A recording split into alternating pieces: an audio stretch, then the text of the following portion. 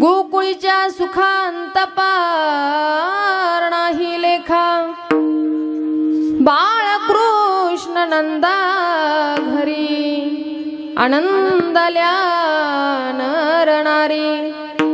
गुढिया तोरणे करीती कथा गाती गाणे। बाळकृष्ण नंदा घरी आनंदल्या नरनारी। तुका म्हणे छंदे मन मोहिले गोविंदे। बाळकृष्ण नंदा घरी आनंदल्या नरनारी। समचरण सरोजम सांद्रनीलांबुदाभं जगन्निहित पाणिमण्डलं मण्डलानां। तरुण तुलसी माला कंधरं कंजनेत्रं। सदय धवलहासं विठ्ठलं चिंतयामि। पांडुरंगा करू प्रथम नमन दुसरे चरण संताच्या। त्यांच्या कृपादाने कथेचा विस्तारू। बाबाजी सद्गुरु दास तुका कलावज्ञ जियोदरार्थावतारम। कलाकांकते ज्योति कामोदि वक्त्रम।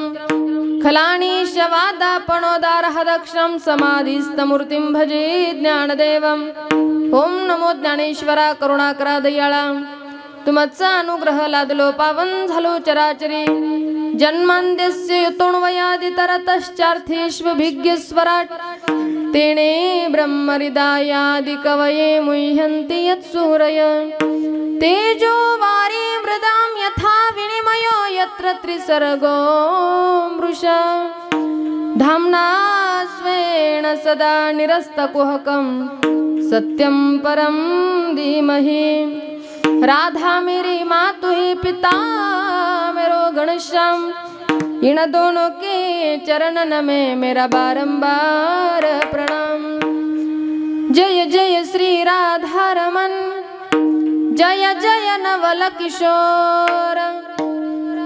जय गोपी चित्त चोर प्रभु जय जय माखन चोर। विठ्ठल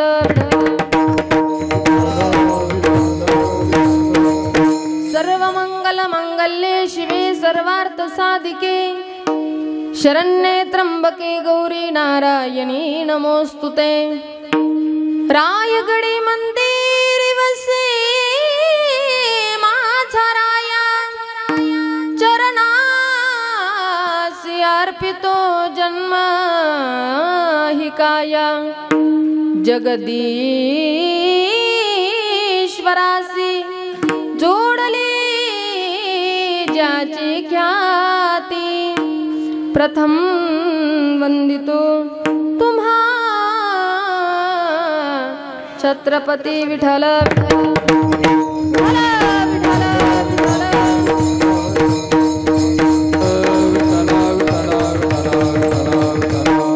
गोकुळीच्या सुखांत पार नाही लेखा।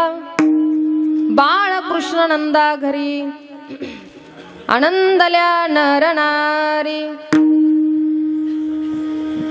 प्रस्तुत प्राप्त प्रसंगी प्राप्त स्थळी प्राप्त समयी हरिकीर्तनासाठी निवडलेली ही गवळण अभंग जगद्गुरु तुकोबर यांचा हा चारचरणाचा। भगवान श्रीकृष्ण कन्हैया गोकुळामध्ये प्रगट झाले। भगवंताचं प्रागट्यकरण झालं। त्यावेळेला गोकुळवासी लोकांना जो आनंद झाला तो आनंद आजच्या या गवळणीमध्ये कथित करतायत। खरं तर आज आपला नामसप्ताहाचा अंतिम दिवस। आज हे काल्याचं कीर्तन, काल्याची कीर्तनाची सेवा सप्ताहाचे जे मार्गदर्शक आहे। सप्ताहाचं वर्ष तिसरं आहे आणि या तिसऱ्या वर्षाची खरं तर या नामसप्ताहाचे जे मार्गदर्शक आहे आमच्या सुनीताताई। कोंगाई मातेचा हा नवरात्र उत्सव आणि या नवरात्र उत्सवामध्ये अनेक शक्तींचे नारी शक्तींचे कीर्तन या ठिकाणी झाले। ताईनं मला आग्रहानं ही सेवा दिली पण थोडंसं त्यांची मन नाराजी झाली असेल। ताई तुम्ही लेट आल्या कीर्तनाला। हा मला माहिती, मलाच नाही तुम्हा सर्वांना माहिती की खूप थोडी लेट नाही झाले, तास अर्धा तास नाही, जवळपास कीर्तन संपण्याच्या वेळेला मी आले। पण अक्षरशः गाडीत बसलो. चूक माझीच झाली की एवढ्या दूरचे कीर्तन नाही घ्यायला पाहिजे. कीर्तन कथा झाल्यानंतर असं वाटलं होतं, कारण रस्ता आपल्या हातचा नसतो. आपलं एक ठरलेलं असतं की मी 3 तासामध्ये जाईल, पण असं होत नाही. रस्त्याच्या आड्या अडचणी. बरं असं असताना दादा जीव धोक्यात घालून कीर्तनकाराला प्रवास करावा लागतो. कीर्तनकाराचं बरं वाईट झालं तर कीर्तनकारा वाचून तर कीर्तन राहणार नाही. पण तरीसुद्धा खरं तर आपण मोठ्या अंतकरणाची मंडळी एवढं तास 2-2 तास भर पावसामध्ये, वातावरण खरं तर सध्या खूप दूषित आहे. आपल्याला माहिती, आता 2-4 दिवसापूर्वी रात्रंदिवस सलग दिवसभर पाऊस चालू होता. एवढे काही ओढ्या नाल्यांना महापूर आलेला आहे. ज्या ओढ्याला कधी पाणी येत नाही, आता सध्या पूरस्थिती आहे. आपल्याकडं तरी थोडासा पाऊस म्हणजे बरा आहे, पण इकडं जर आपण पाहिलं मराठवाडा, तर अक्षरशः शेतामध्ये माती राहिली नाही. एवढे नुकसान शेतकऱ्याचं सद्यस्थितीला झालेलं आहे. पण तरीसुद्धा शेतकरी लढतो महाराज. त्याची एकच इच्छा असते की की आम्ही जे पिकवतोय, जे कष्टानं उभा करतोय, त्या शेतमालाला फक्त भाव भेटला पाहिजे, अशी मनातून त्याची तळमळ असते. सद्यस्थिती आपण पाहतोय बळीराजाचं खरंच खूप मोठं नुकसान, ही न भरून निघणारी हानी. अगदी शेतामध्ये पेरायचं, लेकरासारखं त्याला जपायचं, लहानची मोठं कर्ज काढायचं, शेतीमध्ये पीक उभं करायचं, पण त्याचं दुःख हे शब्दात सांगण्यासारखं तर अजिबात नाही. की शेतकऱ्याच्या डोळ्यामधल अश्रू पुसार कुणी का तो रडतो, का तडपडतो, जाणून घ्यार कुणी. शेतकऱ्याची व्यथा, शेतकऱ्याचं दुःख खरं तर आपण जे करणारे मंडळी तेच जाणू शकतात. भयंकर नुकसान झालं सद्यस्थितीला. पाऊस भयंकर चालू आहे. इथं आता मी येत होते तरी खाली गिलं आहे, ओलं आहे, चिखल आहे खाली. पण तरीसुद्धा मायबाप या वेळेला सुद्धा इतक्या वेळ प्रतीक्षा करून आपण बसलेला आहात. मन एकाग्र करून मी तुम्हा सर्वांची अत्यंत दूरचा प्रवास करून मी आले, पण यापुढे अशा चुका मी करणार नाही. हो, कीर्तनं घेणं आपल्या हातात असतं, पण कीर्तनाला वेळेत पोहोचणं प्रयास करावा लागतो. कधी कधी अक्षरशः 2-4 वेळेला गाडीला कड बसतील, कुणाला काहीतरी, पण तरीसुद्धा भगवती आम्हाला इथपर्यंत सुखरूप घेऊन आली. पण अशी चूक आम्ही खरं कीर्तनकारानं करू नये. हा ठीक आहे, तास अर्धा तास होत असेल, पण 2-2 तास लेट झाली की आमची सुद्धा साधी हे लेकरं माझ्यासोबत. बरं कथा संपली कीच गाडीत बसलो. त्यांना आश्रमात घेऊन जायला कोण घेऊन जाईल, त्यामुळे मला इकडेच घेऊन यावं लागलं. कथा आमच्या घरापासून, आश्रमापासून 2-3 किलोमीटरला आहे. कथा झाली कीच गाडीमध्ये बसून इकडं आलो. पण असू द्या, प्रवास दूरचा होता, त्यामुळं मी थोडंसं लेट झाले. तुमचं अंतकरण जर माझ्या येण्यानं किंवा मी लेट झाले म्हणून तुमची नाराजी झाली असेल तर अंतकरणपूर्वक तुम्हा सर्वांची मी माफी मागते. अधिक वेळ या प्रस्तावनेमध्ये न घालवता कोंगाई मातेचा हा उत्सव आहे, नवरात्र उत्सव आहे, आणि नवरात्र उत्सवाची अत्यंत महत्त्वाची हरिकीर्तनाची सेवा माझ्यासारखी अल्पज्ञानी पामराच्या वाटेला आपण सुपूर्त केली. तुम्हाला एकच विनंती असेल मायबाप, खरं तर महत्त्वाची सेवा आहे. आजचं कीर्तन झालं की आता हे आयोजक मंडळी तुम्हाला म्हणतील, अहो आता झाला काला आणि तुम्ही इथून हाला. आणि जर पुन्हा उद्या सकाळी संध्याकाळी जर तुम्ही इथं आले तर ते म्हणतील, अहो कालच झाला काला, पण तुम्ही पुन्हा इथे याला म्हणतात काला. खरं तर सप्ताहाचा पूर्णहुतीचा दिवस म्हणजे काल्याचं कीर्तन आहे. जसं मंदिर बांधलं पण मंदिरावरती एकदा कळ चढवला की मंदिर परिपूर्ण झालं, तसं सप्ताहाचं काल्याचं कीर्तन झालं की सप्ताह पूर्ण झाला. विठ्ठल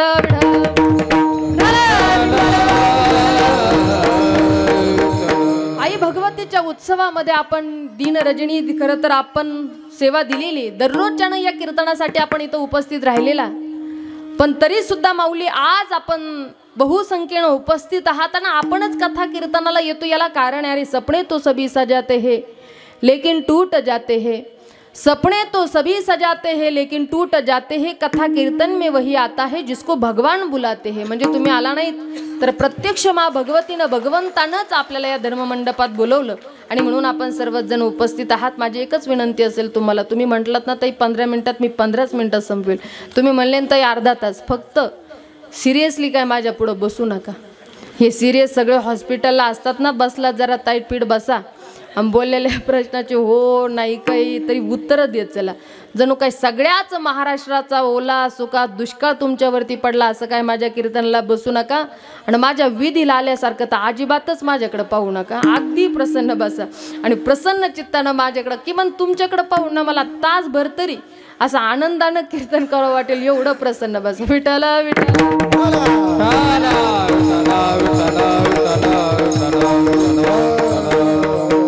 आज काल्याची सेवा आहे. आज खरं तर इथं लाह्या मुरमुरे खरं तर या मटकीमध्ये भरलेले. तुम्ही म्हणताल ताई काल्याच्या कीर्तनाच्या प्रसादाचं एवढं काय महत्व आहे? कारण आजच्या कीर्तनाला काल्याचं तर म्हटलं जातं पण प्रसादाचं कीर्तन म्हटलं जातं. कारण गेले 7 दिवस आपण जी काही निष्ठेने श्रद्धेनं सेवा या ठिकाणी देतो आहे नामसप्ताहासाठी, तर आपण जी जी काही सेवा केली त्या सेवेचं फल आज भगवंत स्वतः आपल्याला देणार आहे. सेवेचा प्रसाद आपल्याला देणार आहे. म्हणून लाह्या मुरमुऱ्या तर आपण घरी कालूनही खाऊ शकतो पण याच धर्ममंडपातला हा प्रसाद महत्वाचा आहे. कारण आज इथं प्रसाद काय हे अजिबात महत्वाचं नाही पण प्रसाद देणारा कोण आहे की प्रसाद देतो पंढरीनाथ प्रसाद देतो. आज प्रत्यक्ष प्रसाद देणारा हा माझा जगदीश्वरे भगवंत आहे. आणि म्हणून काल्याच्या कीर्तनासाठी आपण सगळेजण उपस्थित आहात. माझ्या माय माऊल्या आहे. आपण सर्वच जण गायक वादक आमचे गतीर दादा आहेत इकडले. माझ्यासाठी आपण सर्व नवीनच आहे बरं. माझी कधी तुमच्याशी भेट झाली नाही. गतीर दादा आम्ही जवळपास त्यांनी 3-4 वेळेला कीर्तनाच्या सेवा या त्यांच्या परिसरामध्ये घेतले त्यामुळे आमची ओळख आहे. आज या ठिकाणी आहेत. आपणा सर्वांना धन्यवाद देते. दोन्ही मृदुंगाचार्य आहे. आपण अतिशय सुंदर वाजवता बरं. नाही तर कधी कधी मृदुंगाचार्य 2च बोल द्या खाना खापाना द्या खाना खापाना आणि काही काही तर असे वाजित आहेत नेमकं वाजित आहेत का खाजित आहेत तेच कळत नाही. पण आपली मोठी सेवा आहे. आपण गोड वाजवता हे मला अगदी भात शिजला का नाही हे पूर्ण भातात हात घालून बघायची गरज नसते. का शीतावर्ण भाताची परीक्षा होत असते. त्यामुळे संप्रदायाच्या क्षेत्रामध्ये म्हणजे मी 5वी पासून संस्थेमध्ये आणि कीर्तनाचा हा जो काळ आहे माझा 20 वर्षाचा आहे. त्यामुळं असं काही नाही की आपण नवीन आहे म्हणून आपल्याला ह्या काही गोष्टी कळत नाही. सगळं काही ज्ञात आहे. आपण सगळे जाणकार मंडळी आहात. परमार्थावरती प्रेम करणारे अध्यात्मावरती प्रेम करणारे आपण सगळे मंडळी आहे. आमचे हार्मोनियम वादक माऊली आहे.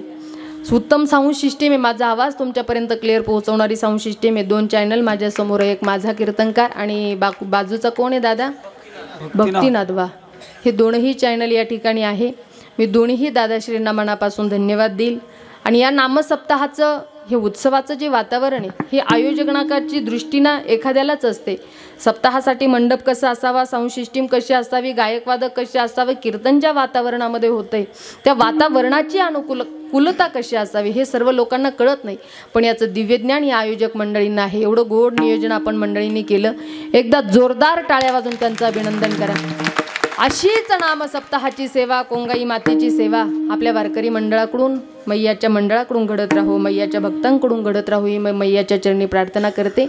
सेवेकरिता जी गवळण निवडली अभंग निवडला तो माझ्या तुकोबरायांचा आहे. आणि अभंगामध्ये जगद्गुरु तुकोबराय भगवान श्रीकृष्ण कन्हैया एकीकडे जन्माला आले पण आनंद मात्र सगळ्या गावाला झाला. महाराज सांगतात की शब्दामध्ये आनंद लिहिता येणार नाही. शब्दामध्ये याचं वर्णन करत आहे. गोकुळीच्या सुखा पण अंत पार नाही लेखा.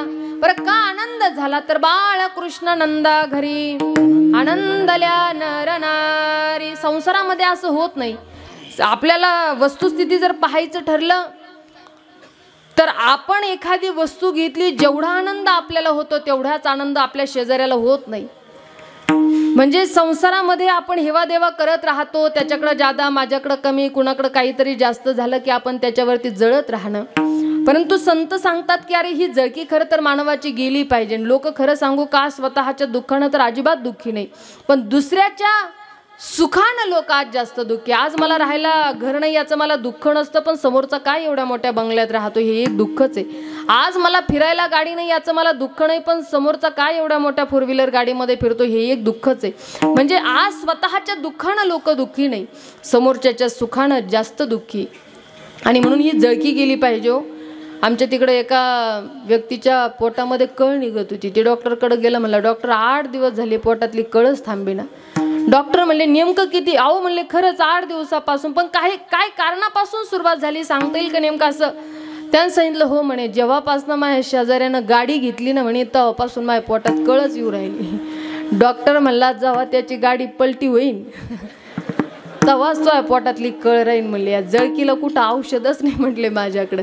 आज ही जळकी खरं तर निर्माण झाली मानवामध्ये की कुणाचा तरी हेवा देवा तो मोठा, माझ्याकडं काही नाही, हे कुठंतरी आज थांबलं पाहिजे बरं. म्हणून जळकी ही गेली पाहिजे. पण संत सांगतात अरे असं देवाच्या बाबतीत झालं नाही, अवतार एका ठिकाणी झाला पण आनंद अवघ्या गोकुळवासियांना झाला. आणि इतका आनंद झाला ती एकमेकीला म्हणतायत की किती सांगू मी सांगू कुणाला, किती सांगू मी सांगू कुणाला, आज आनंदी आनंद झाला, आज आनंदी आनंद. हरी बोल.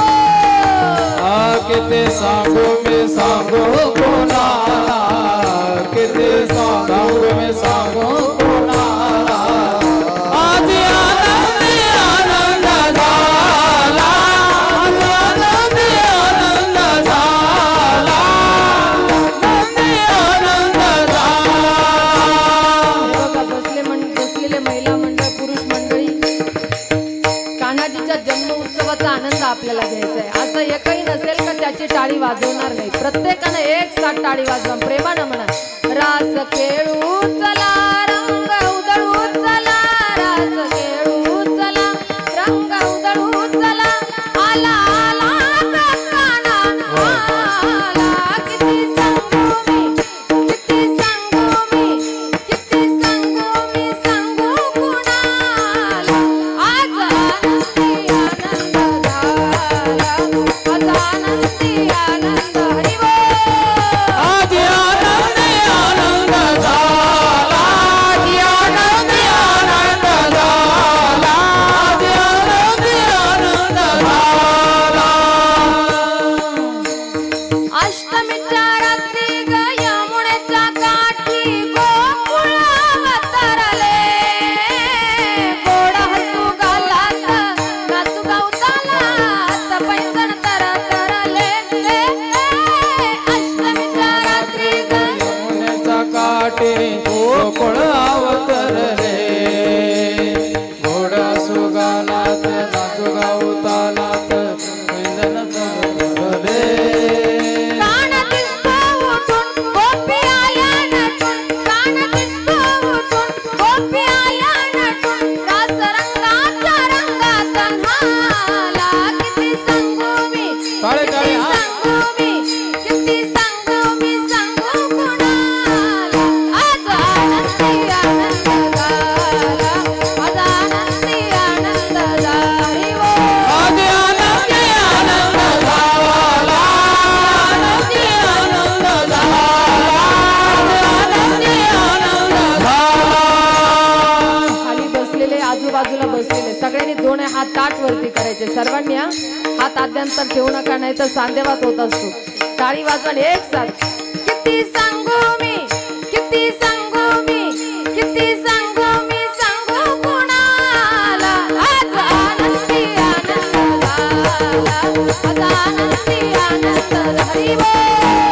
आनंदी आनंद झाला, आज आनंदी आनंद झाला, आज आनंदी आनंद झाला.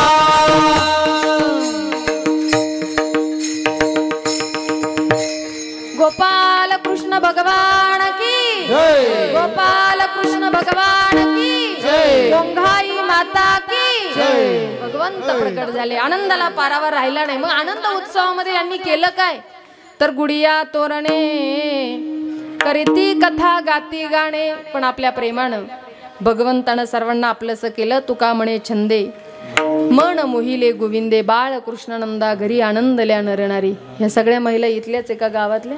क्या बात वा, अतिशय गुड. एकदा टाळ्या वाजवा बरं त्यांच्यासाठी जोरदार. कधी कधी आम्हाला विरोध होतो बरं, महिलांनी कीर्तन करू नये, टाळं घेऊन उभं राहू नये. लोक म्हणतात ही नारदाची गादी. आमच्या गावाकडे एक भाग आहे, म्हणजे गावापासून थोडंसं अंतरावरती कीर्तन घेतलं होतं त्यांनी माझं. मला म्हटले ताई सप्ताह 8 दिवसावर आला. म्हटले ताई आमच्या सप्ताहामध्ये एक महाराज असे, त्यांचं म्हणणं असं आहे की जर या गादीवरती लेडीज उभं राहून कीर्तन करणार असेल तर मग मात्र मी कीर्तनाला येणार नाही. मग तुम्ही येता का महाराजांना बोलू? गतीर दादा मी म्हटलं हो मी काही एवढी अधिकारी नाही त्यांनी कॅन्सल करून मी जावं, महाराजांनाच बोलवा म्हटलं. पण आल्यावर महाराजांना माझा एक प्रश्न करा, बाबा तुम्ही डायरेक्टली काय ढगातून खाली पार्सल झालात की काय एवढा तुम्ही स्त्रीला विरोध करता? अजिबात नाही, संतांनी आम्हाला कधी नाकारलं नाही. यारे यारे लहान थोर, नारी नरांनी सगळ्यांनी आणि परमार्थ करण्याचा अधिकार सर्वांना आहे. पण किती गोड पावल्या खेळल्यासारखं नृत्य करतात बरं. आणि नाचायचं असेल तर कथा कीर्तनात नाचावं, नाही तर आमची आजकालची तरुण पार्टी समद्या पोरात मिलय जोरात रंगात आलया, त्या डीजे पुढं नाचून 84 लक्षणीमध्ये फिरण्यापेक्षा नाचायचं तर कथा कीर्तनात नाचा. नाचण्याचे प्रकार नाचो कीर्तनाच रंगी, नाचो कीर्तनाच रंगी,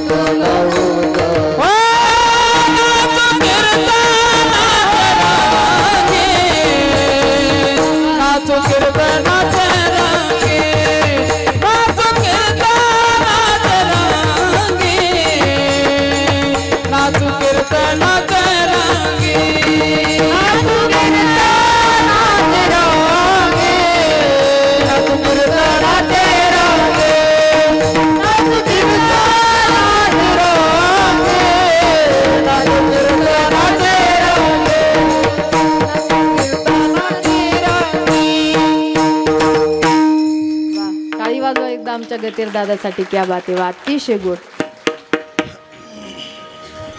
महिला मंडळी खूप गोड नाचताय बरं, नृत्य करताय, पावल्या खेळतायत. नाचण्याचे प्रकारच असतात. निवडून आलेली पार्टी पडलेल्याच्या दारामध्ये नाचते, नाचते की इकडं ह्या खुनशीहार गावोगावी तुम्ही मान्य करा अथवा करू नका. निवडून आलेली पार्टी पडलेल्याच्या दारामध्ये नाचते.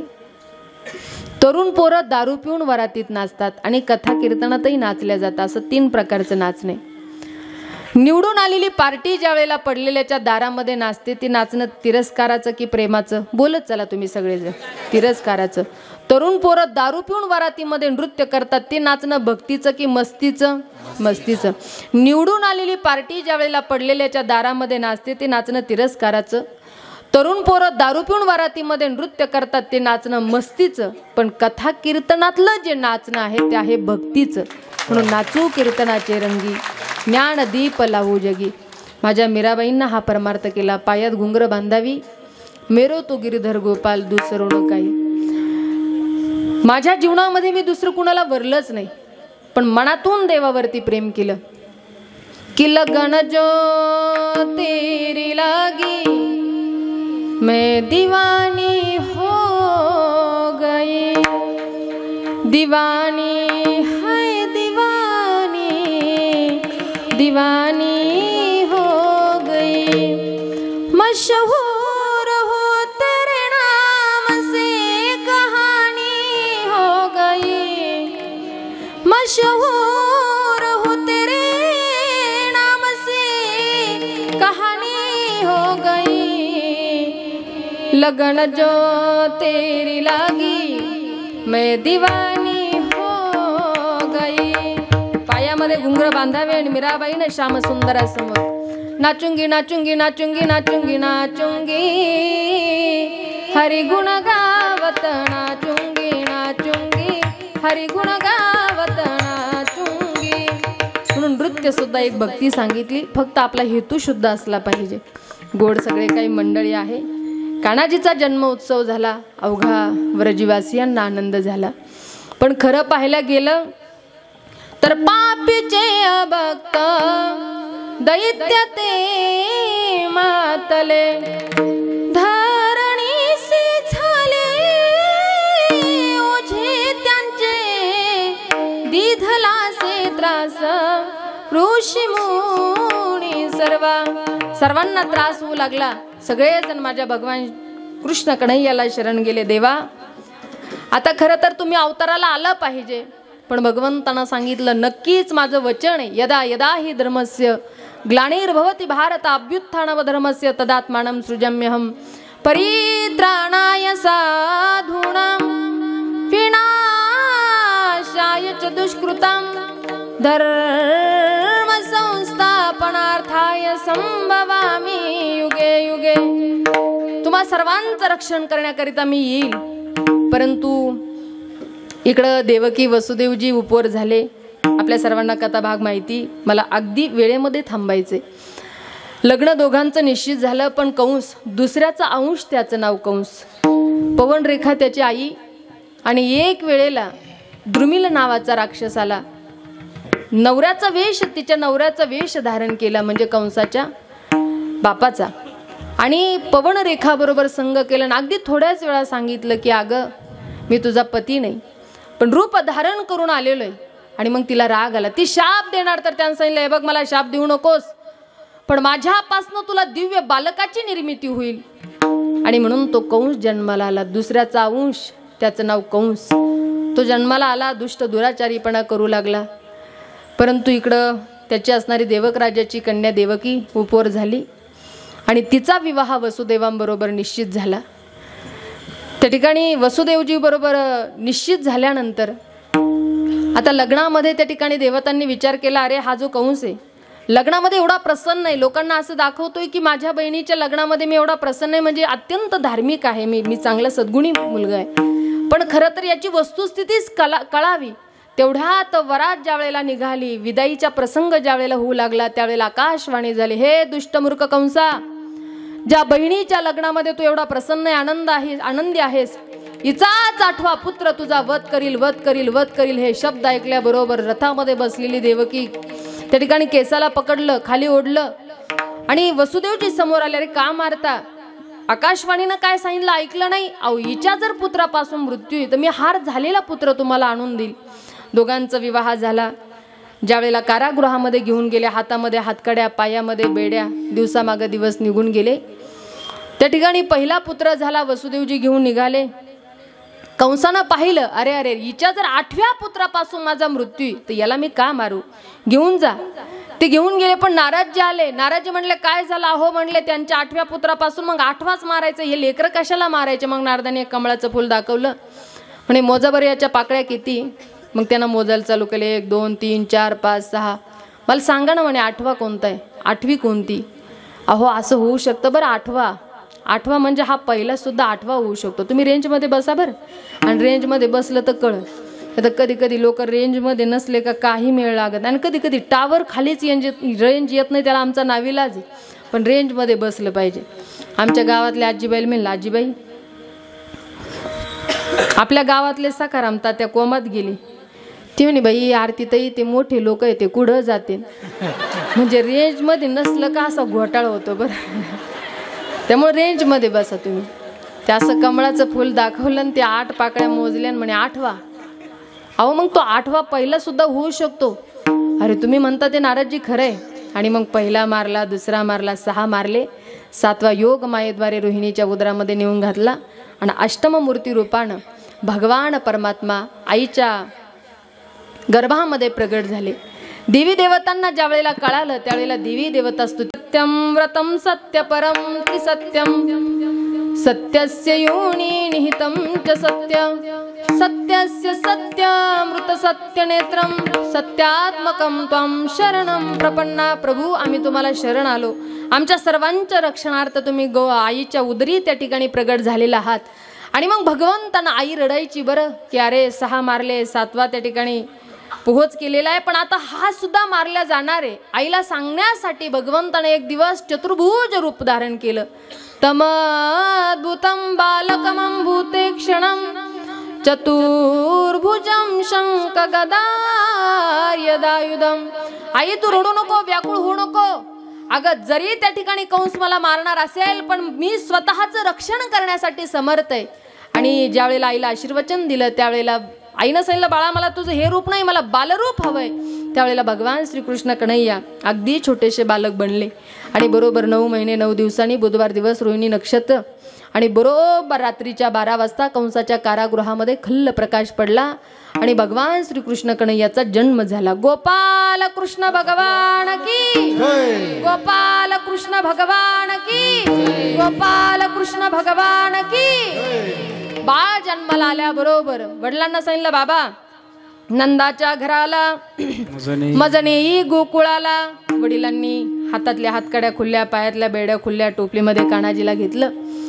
आणि आता मात्र प्रहारेकरी झोपी गेले. भगवान श्रीकृष्ण कन्हैयाला घेऊन निघाले. यमुना दोही थड्या भरून वाहते आहे. पण ज्यावेळेला कान्हाजीला घेऊन निघाले त्यावेळेला कान्हाजीचा चरणस्पर्श यमुनेला झाल्याबरोबर यमुना मैया दुबंगली जाण्यासाठी वाट दिली. माया जन्माला आलेली तिला टोपलीमध्ये घेतलं, कृष्णाला त्या ठिकाणी काढून ठेवलं. आणि भगवान श्रीकृष्ण कन्हैया आता मात्र यशोदेजवळ आणि देवकीजवळ मायेला घेऊन आले. आल्याबरोबर त्या ठिकाणी मायेनं रुदन चालू केलं. तिच्या रडण्याचा आवाज ऐकला. प्रहारेकरी जागे झाले, धावत पळत गेले. कंस महाराज, कंस महाराज, तुमचा 8वा जन्माला आला. हे शब्द ऐकल्याबरोबर धाड धाड धाड धाड कंस चालत आला. त्या मायेच्या पायाला पकडलं, गरगर गरगर गरगर फिरवलं, खाली आपटून मारणार, हातातून निसडली, दिव्य रथावर आरूढ झाली. त्याला सांगलं, हे दुष्टमूर्ख कंसा, अरे मला काय मारतोस? तुला मारणारा माझ्या अगोदर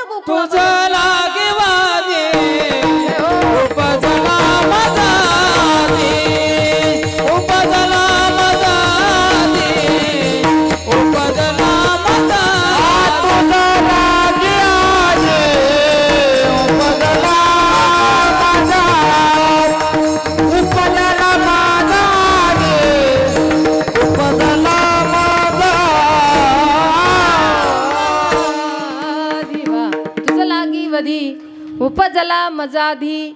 अरे मला तुला मारणारा माझ्या अगोदर गोकुळामध्ये वाढतो आहे. आणि मग कंस भयभीत झालेला आहे. पण इकडे नंदा सुनंदा 80 वर्षाच्या वयामध्ये नंदबाबांना पुत्र संतान नाही. आणि म्हणून बातमी कळाली, यमुनेच्या किनारी नंदबाबाजी बसलेले आणि गेल्या थाली बेलणं घेऊन आणि नंदबाबाला नंदा सुनंदा म्हणू लागले. नेमका अगोदर पाहिलं मुलगा झाला की मुलगी झाली. वा वा मुलगा झाला. थाली बेलणं घेऊन गेले. नंदबाबाला म्हणतात, नंदबाबा बधाई हो, आपको लाला भयो हे. नंदबाबा आनंदी झाले. यमुनेमध्ये स्नान केलं, सुंदर वस्त्र परिधान केले, नटले तटले, सजले दजले आणि अंगणामध्ये आले. आणि सगळ्या गवळणी एकमेकीला म्हणू लागल्या की गवळण म्हणती हो, म्हणती गवळणीला, गवळण म्हणती हो, म्हणती गवळणीला. झाला यशोदेला, पुत्र झाला यशोदेला, पुत्र झाला यशोदेला. गवळण म्हणती हो, म्हणती गवळणीला, गवळण म्हणती हो, म्हणती गवळणीला, पुत्र झाला यशोदेला, झाला यशोदेला, पुत्र झाला यशोदेला. धावते धावते के पुढे, धावते धावते के पुढे, वाटी वाटीत सुलटावले, वाटी सुलटावले. म्हणती हो, गवळण म्हणती हो, म्हणती गवळणीला, झाला यशोदेला. गवळण म्हणती हो, म्हणती गवळणीला, पुत्र झाला यशोदेला. म्हणती हो, म्हणती गवळणीला, पुत्र झाला यशोदेला. गवळण म्हणती हो, म्हणती गवळणीला, पुत्र झाला यशोदेला, झाला यशोदेला, पुत्र झाला यशोदेला. आनंदानं सगळेजण एकमेकाला सांगू लागल्या गवळणी की गवळण म्हणती हो, म्हणती गवळणीला, पुत्र झाला यशोदेला. सगळ्या जणी आल्या आणि म्हणतात की बाई चला हो बारशाला जाऊया, नाव बाळाचे श्रीकृष्ण ठेवूया. गुढी तोरणे लावा ग, गावाला साऱ्या सजवा ग. बाई चला ग नंदवाड्यात जाऊया, नाव बाळाचे श्रीकृष्ण ठेवूया. मला वेळ सांगा बरं. नाही तर म्हणताना आली तर आली उशिराम भलतं एवढायचं काम चाललं हिचं.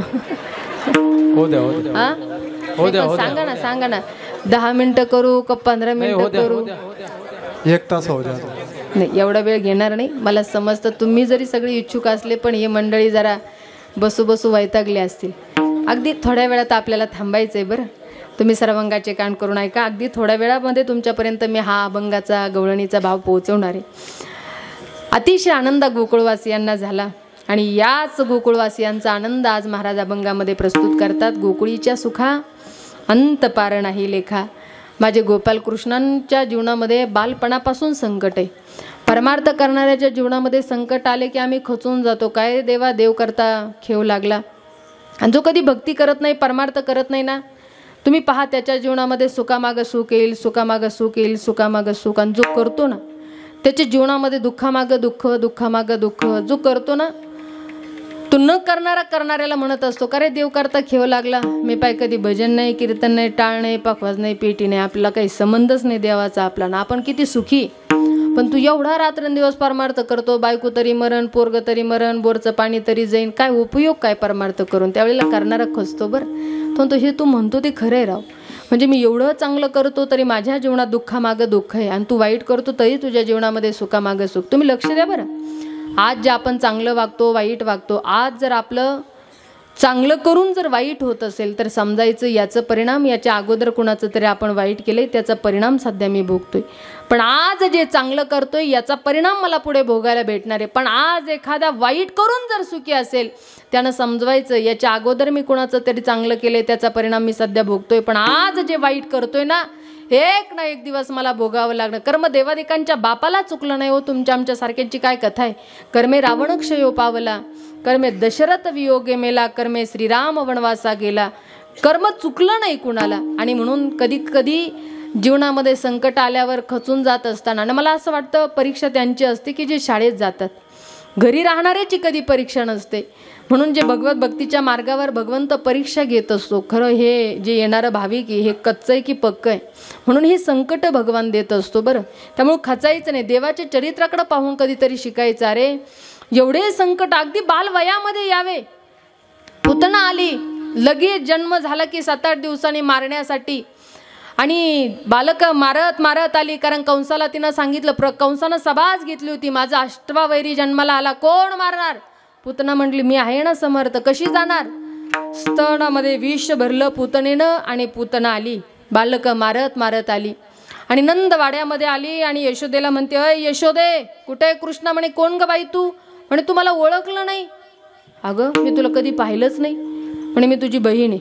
मग ही तू माझी बहीण ही मला कसं माहीत नाही. म्हणे तुझ्या लग्नालाच मला यायचं होतं पण नवऱ्यानं त्यावेळेला येऊ दिलं नाही. मग आता कशी आली. म्हणे आता नवरा माझ्या मुठीत ग त्यामुळं आले बघ म्हणे. बरं मग मला कृष्णाला पाहायचे. तिला वाटलं बाई नवकी बाई येईन कसं आपल्या लेकराला द्यावं. ती म्हणले अगं झोपलाय तो. कृष्ण म्हणला पहिलंच गिऱ्हाईक की सोडायचं कशाला.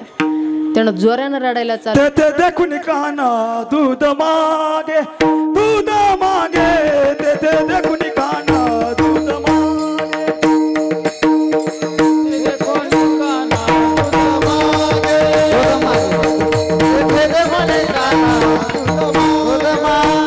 विष भरून स्तन निघाली पुतना देखून काना दूध मागे कोणी काना दूध मागे कोणी काना दूध मागे.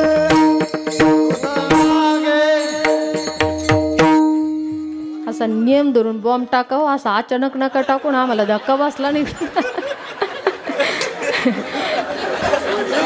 विष भरून स्तन निघाली पोतना. मी एकटीच नाही डचकले बरेच जण डचकले. मला काय झालं इतके अचानक. एक तर मला उशीर झाला नाही बाईक घेऊन टाकला होता त्याच्यामुळे. विष भरून स्तन निघाली पोतना तिथे देखून कान्हा दूध मागे. यशोदा मैया आणि कृष्ण कन्हैया ज्या वेळेला बसले आणि तिथे समवेत आलेली पुतना सुद्धा आहे. बराच वेळ झाला कृष्णाला घेऊन बसली यशोदा. कृष्ण झोपी गेल्यासारखं झाला. आता ही काय उठायचं नाव घे ना. मग तिनं पाळण्यात टाकलं आणि घरी एखादा माणूस आला जर जात नसला ना आपल्याकडे हे सोपा उपाय, उठायचं ना आपल्या कामाला, ते वैताग बन. एखादा हाटोद्या असला तो म्हणतो तुमचे कामं उरकून घ्या, मी तोवर थांबवतो. म्हणजे त्याला जाण्याची चिंताच नसते. तशी ही पुतना होती, ही कामाला गेली आणि मग हिनं पाळण्यामध्ये झोपलेल्या कृष्ण कन्हैयाला वरती घेतलं. बरं ऐका, लक्ष देऊन ऐका, मला तुम्हाला भाव सांगायचा. अनेक काल्याची कीर्तनं तुम्ही ऐकली असतील, पण तुम्हाला एक तात्विक भाव मला या कथेचा तुम्हाला सांगायचं आहे. श्रीकृष्ण कन्हैयाला पाळण्यातून बाहेर काढलं, मांडीवरती घेतलं कृष्णाला. पण ऐका ना, डायरेक्टली तिनं पाजायला सुरुवात नाही केली. अगोदर रडली पुतना. पुतना म्हटली, बाळा खरं तर आज मी इथे आली असेल तर कृष्णा, मी आज मरण्यासाठी नाही आले, मी आज तरण्यासाठी आले. आणि बाळाला ज्या वेळेला पाजायला सुरुवात केली ना, त्यावेळेला भगवान श्रीकृष्ण कन्हैया जागरूकता झाली. मी आले इथं बाळाला पाजण्यासाठी, मला माझं काम करावं लागेल, मला याच्या हातानं तरायचंय. पण स्तन ज्या वेळेला मुखामध्ये दिलं त्यावेळेला भगवंतानं डोळे झाकले. कान्हाजीनं डोळे का झाकली याचं अनेक वेगवेगळ्या प्रकारचं वर्णन आहे. कुणाचं खरं तर शास्त्रामध्ये काही काही ग्रंथामध्ये असा उल्लेख आहे, भगवंतानं डोळे झाकले, देवाला सांगायचे की विष पचवण्याचं सामर्थ्य माझे भगवान शिवांचं आहे आणि म्हणून देवाला प्रार्थना करत होता, म्हणून डोळे झाकले. खरं तर कडवा औषध आहे, मी जर डोळे उघडे ठेवून पिलो तर निडर बालक म्हणून ही मला पाजणार नाही, म्हणून डोळे झाकले. कारण सांगितलं जातं डोळे का झाकले, जर ही दूध पाजण्याचं काम करते, ही आईचं काम करते, तर मीला कोणता मोक्ष देऊ, म्हणून भगवंतानं डोळे झाकले. डोळे झाकले, भगवान परमात्मा दूध पिऊ लागले. नंतर विष प्राशन केलं, नंतर रक्तरेत प्राशन केले, नंतर आता पंचप्राण प्राशन करायला घाबरली महाराज पुतना. आणि पुतना शरीर घेऊन निघाली कोपलचं आणि कृष्णाला म्हणते, अय कृष्णा, कृष्णा मला सोड, कृष्णा मला सोड. कृष्णानं सांगितलं, मावशी मी एक तर कोणाला धरत नाही, आणि धरलं तर एवढं मोठं आगडबम तिचं शरीर धडाम दिवशी त्या मथुरेच्या परिसरामध्ये पडलेलं आहे.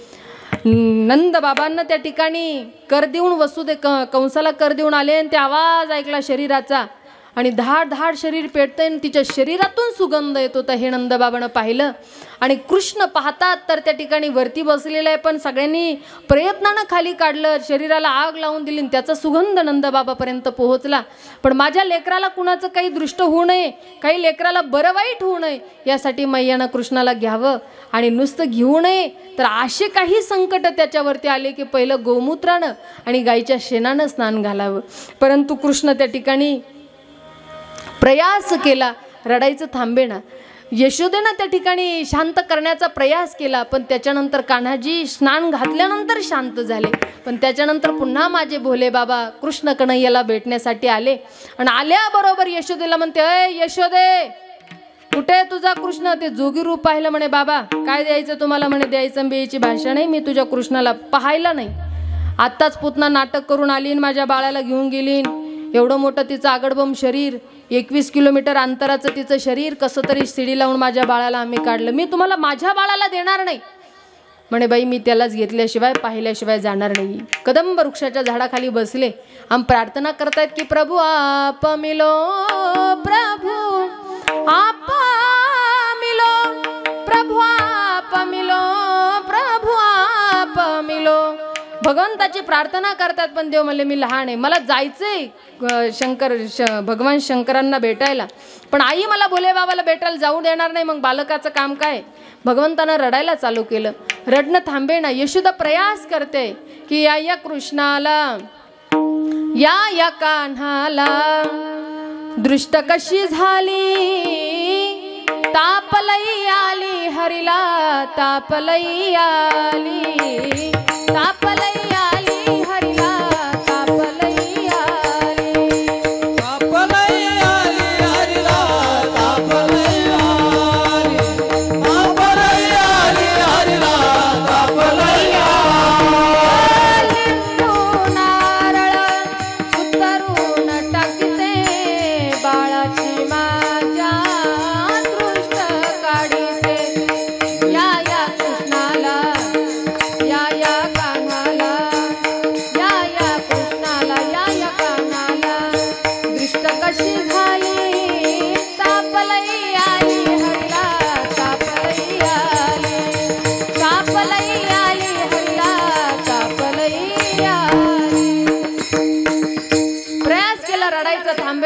गवळणी बोलून आणल्या, बाई बघा बरं याला काय झालं, हा रडायचा थांबे ना. मग त्यांनी दृष्ट काढण्यासाठी हातामध्ये झाडू घेतला, कोणी पदर घेतला. काढता ना तुम्ही, आल्या गेल्याची कोण मेले असंच म्हणता का? ते दृष्ट काढू लागले, पण तरी ते काय रडायचं थांबे ना. त्या वृद्ध म्हणल्या, बाई आम्ही अशी कडक दृष्ट काढितो, किती जरी लेकराला दृष्ट झाले की लेकरू रडायचं बंदच झालं पाहिजे, पण याला दृष्ट नाही झाली ग यशोदे. कुणी आलं होतं का इथं? हो, मसनजोगी भरवेश धारण करून आला, गळ्यात सापे, आणि मला भीतीच वाटली बघा त्याची. कुठं येतो? त्या कदंब वृक्षाच्या झाडाखाली बसलेला. ह्या वृद्ध गवळणी गेले. म्हणे, का हो बाबा, कुठून आले तुम्ही? बाबांनी पत्ता सांगितला. लेकरांना जर बाहेरचं काही झालं कळतं, चांगलं कळतं म्हणे मला, मानू का आमच्या कृष्णाला? यशोदा म्हणे, अगं चल चल, त्या बाबाला कळतं. ते म्हसन जोग्यालाकडं मी पोरगण येणार नाही म्हणले. म्हणे मग रडू द्यायचं का? मग घेऊन गेली आणि बाबाला पाहून असं मनात भीतीच होती बरं. आता पहिल्यांदा पुतना येऊन गेली, मग असं दुरून दाखवलं. बाबा बघा बरं याला काय झालं. बाबा म्हणले, त्याला माझ्याकडे द्या, डॉक्टरला चेक करावं लागतं. आणि दवाखान्यात गेलो, तुम्ही पहा बरं, डॉक्टर व्हा होतं नाही व्हा पालते, इथं चेक करते तिथं चेक करते, आणि मग पेशंटला विचारते काय झालं तुम्हाला, म्हणजे इतक्या लोक काय चेक केलं तुम्ही? तसं ते म्हणे, पेशंटला चेक करावं लागेल ना, याला नेमकं झालं काय. तसं बराच प्रयास केला, पण यशोदा काय द्यायला त्या. बाकीच्या वृद्ध गवळण म्हणले, मग तू तुझं लेकरू बघून घे. मग बाबाच्या हातात दिलं, आणि भगवान श्रीकृष्ण कन्हैयाला ज्या वेळेला शंभूने हातामध्ये घेतलं, शिवजींनी हातामध्ये घेतल्याबरोबर भगवान शिवजी हसू लागले. भगवान कृष्ण कन्हैया हसू लागले की नगर में जोगी आया, यशोदा के घर आया, हो आंखें अलग जगाया, अजब है तेरी माया, सबसे बड़ा है तेरा नाम भोलेनाथ भोलेनाथ भोलेनाथ. भगवान शिवांचं आणि त्या ठिकाणी हरीचं दर्शन त्या ठिकाणी एकमेकांना झालं.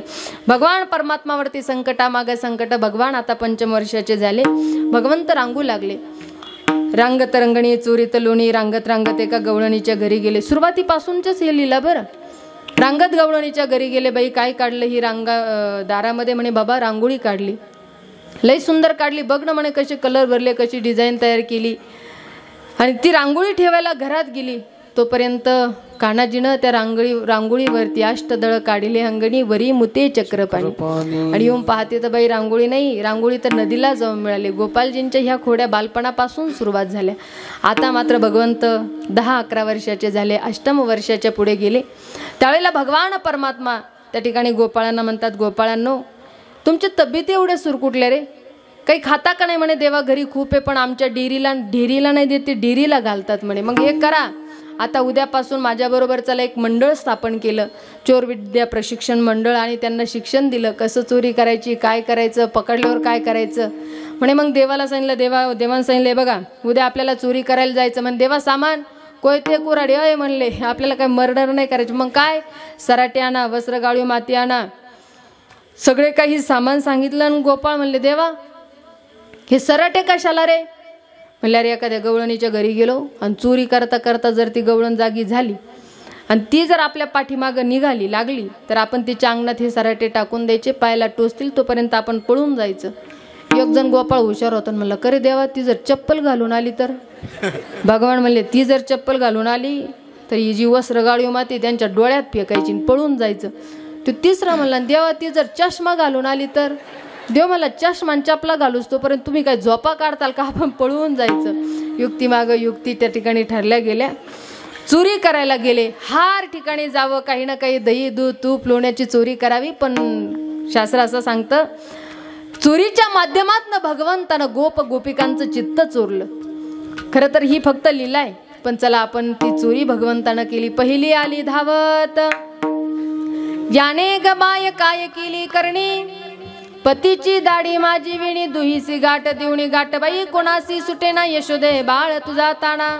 दुसरी आली धावत, याने गबाय काय केली मात, मुखाशी मुखचुंबन देत, गळ्यामध्ये हात घालीत, धरू जाता सापडे ना यशोदे बाळ तुझा ताणा.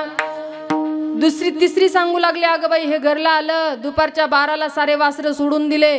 म्हणले मग सांगायचं ना बांधून टाक. म्हटले तर मला म्हणलं तुझे वासरं बांधायला मी काय तुझ्या हाताखालचा नोकर आहे का? बाई आता स्तब्ध झाली. 5वी म्हणली, अय बाई अगं म्हणे मग तुझ्या घरी तर दही नाही, दूध नाही, तूप नाही, तू कशाला आली?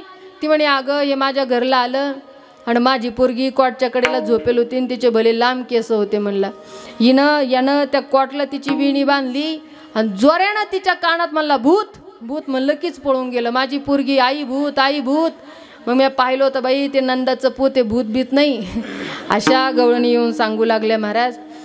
त्या गवळणींकडे पाहायचा, आईकडे तिरच्या नजरेनं पाहायचं. आईनं विचारलं का रे कृष्णा हे सांगतायत हे खरं आहे? आईनं कृष्णा सांगितलं अजिबात नाही, ह्या सगळं खोटं बोलतात आई, मी असं काहीच केलं नाही. आई म्हणते का गं माझ्या लेकराचं घराणं सांगायला येतं पण तू कसं आहे सांगू का?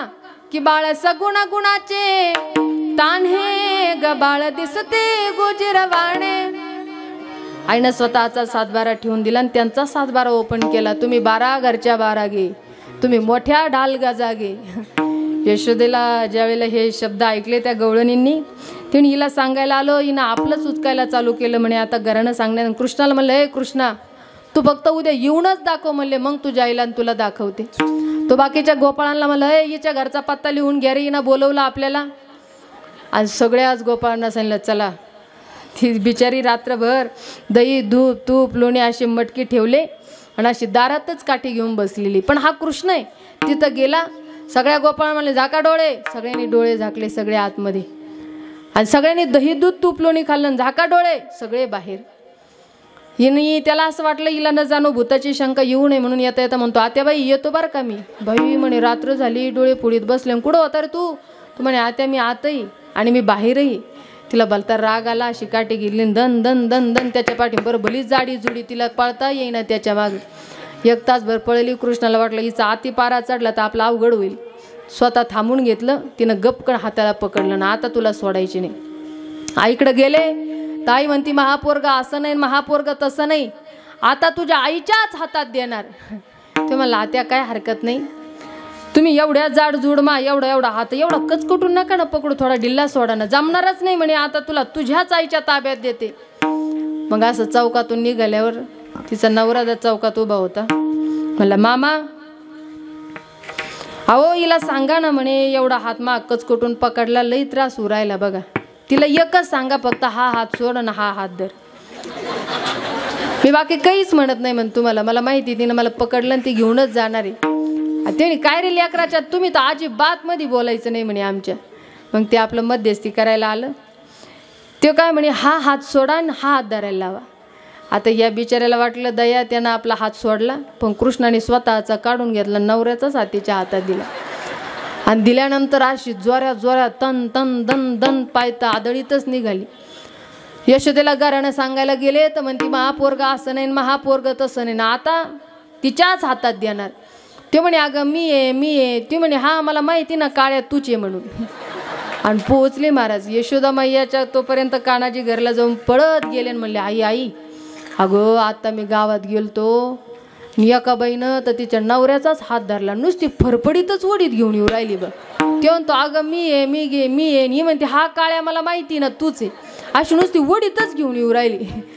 आईनं विचारलं कृष्णा तू आई आपण तर घरच सोडित नाही ना, असं काही झालं काही पाहिलं का लगेच घरला पळून येतो म्हणे मी. यशोदा म्हणली जाऊ दे काही जरी झालं, मी गवळणीला काय म्हणलं मला साक्ष आणून द्या मग मी मान्य करेल, माझाच कृष्ण खोड्या करतो.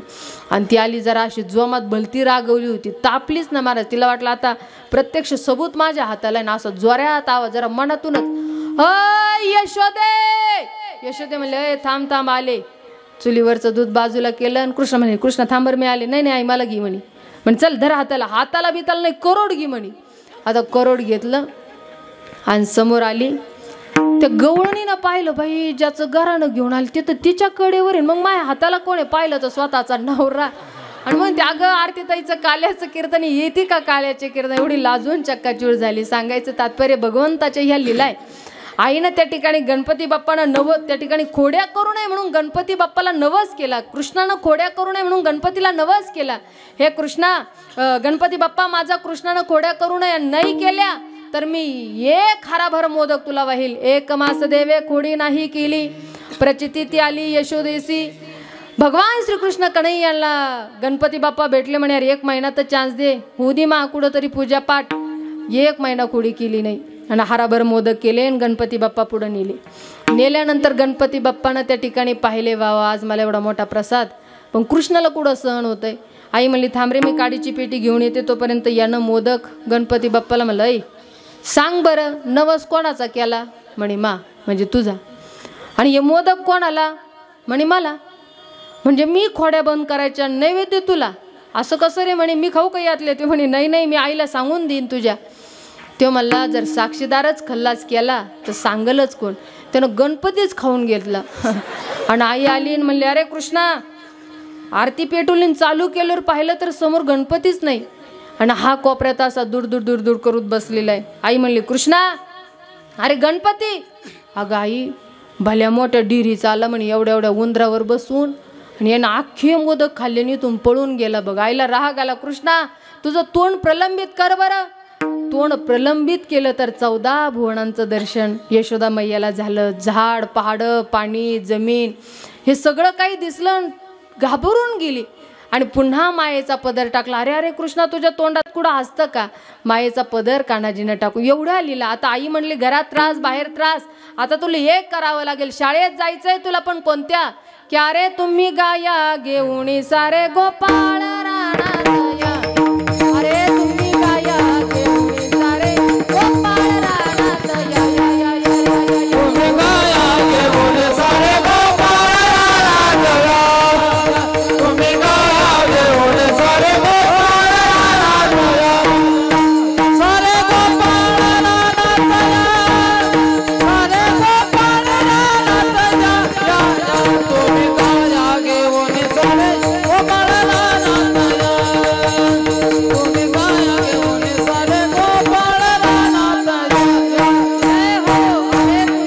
गाया घेऊन सारे गोपाळ राणात या. तुम्ही गाया घेऊन सारे गोपाळ राणात या. सारे गोपाळ राणात या. चला गोपाळांनो आपली शाळा आपल्याला जावं लागेल. सगळेजण शाळेत निघाले गौमातेला चारण्यासाठी. पण ऐका कान्हाजी कधीहीच गौमातेला घेऊन जाताना चप्पल घालून गेले नाही. माझी गौमाता जर नंग्या पावलानं जात असेल तर मी सुद्धा गायीकडे जात असताना चप्पल धारण करणार नाही. किती प्रेम. आणि आज त्या गौमातेची कुठंतरी कत्तल होते. त्यांना त्या ठिकाणी मांस विक्रीसाठी विकल्या जातं. खरं तर ही खेदाची बाब आहे बरं. परंतु गौमातेचा असा विक्रय करू नका. गौमातेची अवहेलना करू नका. तिच्यामध्ये 33 कोटी देवता आहे. आपल्याच्यानं नाही शक्य झालं गाई पाळणं तिला सांभाळणं तर वृद्ध झाली तिला खाऊ पिऊ घालू नका. नसेल आपली इच्छा पण कसाबाला मात्र गाई विकू नका. कान्हाजीचं एवढं प्रेम गौमातेवरती आहे. गौमातेला चारत असताना त्या वनामध्ये भगवंत पोहोचले. गोपाळांना सांगितलं गोपाळांनो आपल्याला काला करायचं आहे. सगळेजण आनंदानं या ठिकाणी काला करण्यासाठी या. पण कसं शिदोरी आपापली घेऊन या. पण माझी आहे तैसी पाहे नाही तरी घरा जाये. चोरून या माये नवनीता नावे. प्रत्येक गोपाळ आपापली शिदोरी घेऊन आले. पण एक मधुमंगल होता. असताना कधी कधी मित्रमंडळी श्रीमंत जरी असले तर एखादा गरीब असतो. गरीब आणि श्रीमंती हे 2 वर्ग आहे बरं का. दादा बाबा काका ताई माई. श्रीमंत आणि गरिबी हे समाजामध्ये 2 वर्ग आहे. पण या दोनही वर्गात फरक मात्र अजिबात नसतो. गरीब आणि श्रीमंत हे 2 वर्ग आहे पण फरक दोन्ही वर्गात मात्र अजिबात नसतो. तुम्हाला श्रीमंतीतला आणि गरिबीतला फरक सांगते. गरीब व्यक्ती 2-2 किलोमीटर अन्न मिळवण्यासाठी फिरत असतो. गरीब व्यक्ती 2-2 किलोमीटर अन्न मिळवण्यासाठी फिरत असतो. तर श्रीमंत व्यक्ती 2-2 किलोमीटर खाल्लेलं जिरवण्यासाठी फिरत असतो. हा श्रीमंत आणि गरिबीतला फरक आहे. एखाद्या कार्यक्रमाला चाललो तर गरिबाकडे प्रश्न चाललो तर खरं पण अंगावरती काय घालू. श्रीमंताकडे घालण्यासाठी भरपूर आहे पण याच्यातला कोणता घालू यामध्ये ते कन्फ्यूज आहे. कधी कधी गरिबाच्या घरामध्ये काय खावा हा प्रश्न आहे. श्रीमंताच्या घरामध्ये खाण्यासाठी भरपूर आहे पण डॉक्टरने आम्हाला याच्यातलं नेमकंच काय खायला सांगितलं यामध्ये ते कन्फ्यूज आहे. म्हणून परिस्थिती खरं तर गरिबी आणि श्रीमंती ही ऊन सावलीचा खेळ आहे. पण भगवंतानं मात्र गोपाळांमध्ये कधी भेदभाव केला नाही. मधुमंगल फार गरीब होता. घरी गेला. आई पुरणमासी त्याच्या आईचं नाव. आई मला काहीतरी खायला दे ग. आई म्हणली बाळा आपण फार गरीब आहे रे राजा. काहीच नाही घरामध्ये. शिळं दही होतं दिलं. कान्हाजीसाठी दही घेऊन आला पण कुठंतरी लाज वाटली. बाकीच्यांची एवढी सुंदर पदार्थ आणि माझं दही. भगवान हसेल मला. एका झाडाच्या आड उभं राहून ते दही गिळंकृत करू लागला. विचारलं देवणारे मधुमंगल आणि गट गट आवाज आला आणि भगवान सामोरे गेले. शेवटचा घोट मधुमंगलच्या मुखामध्ये राहिलेला आहे. देवानं आपलं मुख प्रलंबित केलं आणि या मधुमंगलानं आपल्या तोंडातली गुळणी माझ्या श्यामसुंदराच्या तोंडात टाकली आणि भगवंतानं इतकं प्रेम भगवंत भक्तावरती करतो बरं. अवहेलना भक्ताची कधी करत नाही. प्रसंग येईल त्यावेळेला प्रसंगासाठी उभं राहतो. पण आज शिकवलं सगळ्यांना, या शिदोरी घेऊन या. सगळे शिदोरी घेऊन आले आणि भगवंतानं सगळ्यांच्या शिदोरी एकत्र केल्या आणि एकत्र केल्याबरोबर भगवान परमात्मा आता त्या बरेच खेळ खेळले. खांदी बहार पोटी भूक काय खेळी याची सुख. ताई तुम्ही वेळ केला, आता कीर्तनात आम्हाला काही सुख वाटे ना, त्यामुळं आता थांबायचं आहे आपल्याला. त्यामुळं सगळ्या गोपाळांना सांगितलं, खांदी बहार पोटी भूक काय खेळ याची सुख. आता खेळण्यामध्ये आनंद नाही, कीर्तन श्रवणामध्ये आनंद नाही. आता वेळ झाला ना, मग काय करा. आता त्या ठिकाणी भगवान परमात्मा सगळ्यांचा प्रसाद एकत्र करून सगळ्यांच्या मुखारविंदामध्ये घास भरवत आहेत. विभ्रद वेणुम जठरपटयो शृंगवेत्रेच कक्षे वामई पाणो मसृण कवलम तत्फलम निंगुलेषु तिष्ठन्मध्ये स्वपरिसुरदो हासेनर्भि स्वैहि स्वर्गे लोकमिषति भुभुजे यज्ञभूक बालकिली बोला पुंडलिक वरदा श्री ज्ञानदेव पंढरीनाथ भगवान की, माऊली ज्ञानेश्वर महाराज की, जगद्गुरु तुकाराम महाराज की, कोंघाई माता की जय. विढोबा रखुमाई एक हरि जय जय विठोबा रखुमाई, जय जय विठोबा रखुमाई, हरि जय जय हरि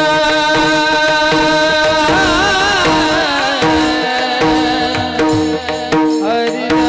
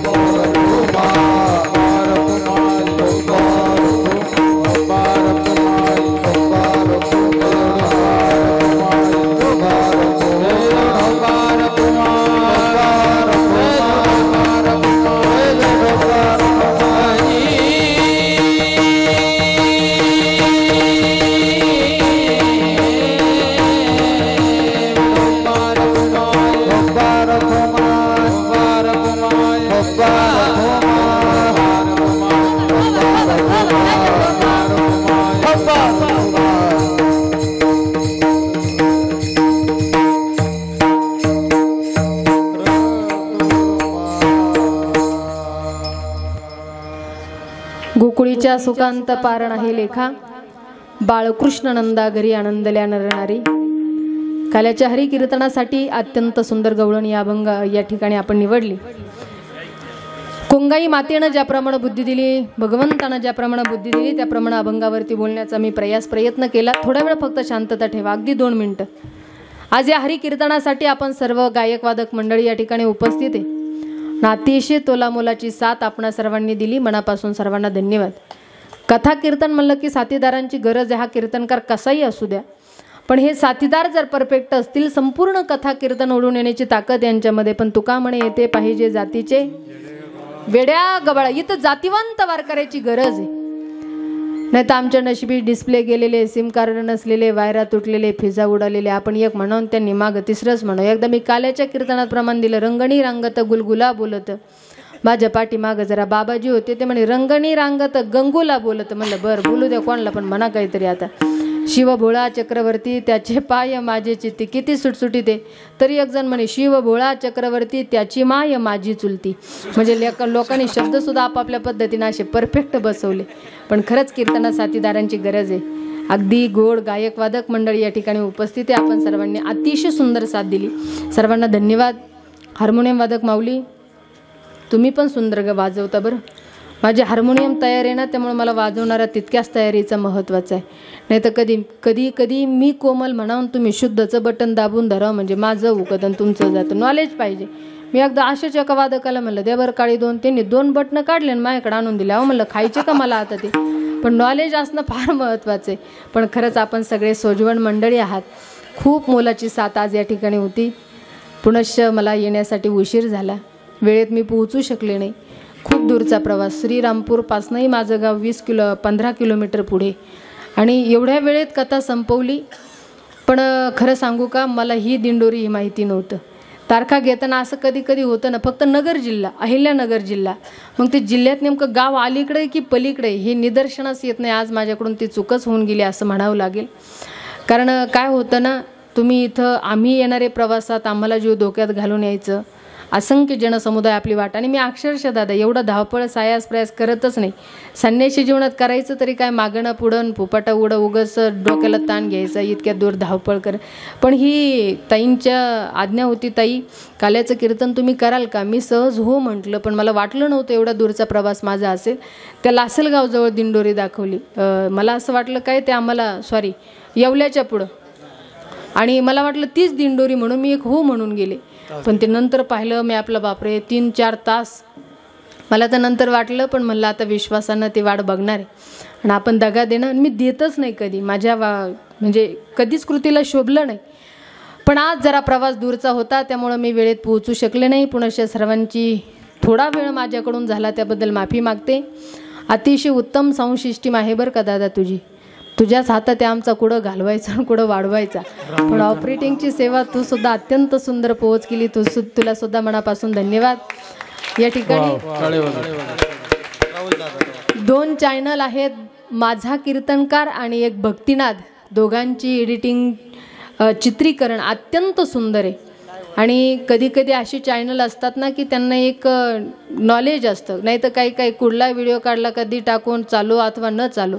पण हे लोक मात्र तसं करत नाही, आणि अतिशय दिव्य ज्ञान या मंडळीजवळ आहे. आपण आलात आणि एवढी सुंदर शूटिंग पण माया हो, हे हुशार असतात बरं का. त्यामुळं चॅनल जर असलं ना असं सावधरित्या बसायचं, असं प्रसन्न मनानं. ते एवढेही हुशार राहतात ना, कोणी डुकल्या घेतल्या झोपा घेतल्या बडबड केलं की त्यांच्यावरती लावतात. तुम्ही सांगणार ना आमच्या काल्याचं कीर्तन झालं, सप्ताह झाला कोंगाई मातेचा, आणि मग पाहुणे रावळ्याने पाहिलं का, मग ती म्हणतील बाई आपली गंगूबाई तिथं जाऊन डुकल्या घेते, तिथं जाऊन बडबड करते.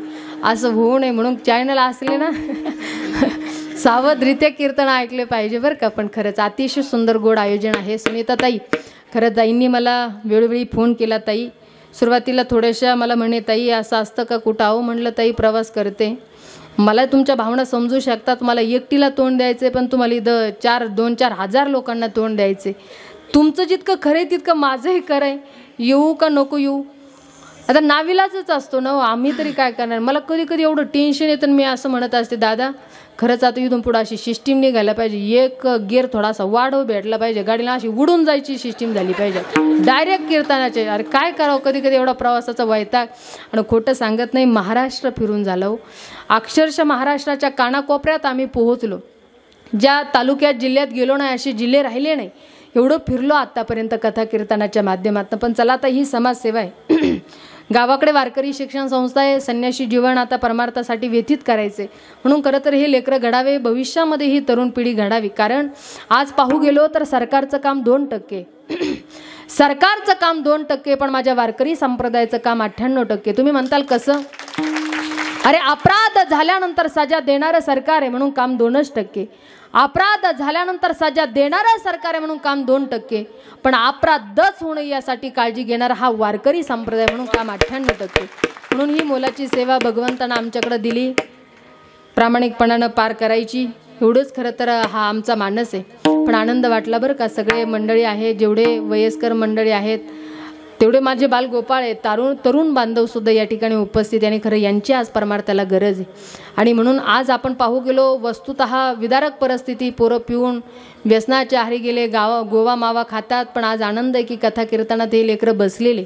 आणि म्हणून मी पोरांना सांगते, अरे सकाळी पिताय संध्याकाळी उतरून जाते, व्यसन करून जीवन बर्बाद करू नका. प्यायचं असेल जरूर प्या, जाम पर जाम पीने से क्या फ़ायदा, सुबह पी जाओगे तो शाम को उतर जाएगी, लेकिन हरिनाम का अमृत प्याला पितो देख तेरी जिंदगी सुधर जाएगी. म्हणून प्यायचं असेल तर हे हरिनाम अमृत प्या.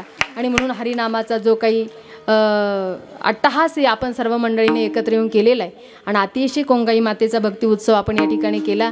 खरं तर नारी शक्तीचं नारी शक्ती काय आहे हे आपल्याला नवरात्र उत्सवाच्या माध्यमातून कळते आहे. आणि म्हणून ज्यांनी कुणी या नामसप्ताहाचे आयोजक मंडळी असतील, एकदा जोरदार टाळ्या वाजून त्यांचं अभिनंदन करा. अशीच नामसप्ताहाची सेवा आपल्याकडून घडत राहो ही मैयाच्या चरणी प्रार्थना करते. चोपदार जे आहेत पुनश्च सर्वांना धन्यवाद देते आणि सेवेला याच ठिकाणी पूर्णविराम. ज्ञानेश्वर माऊली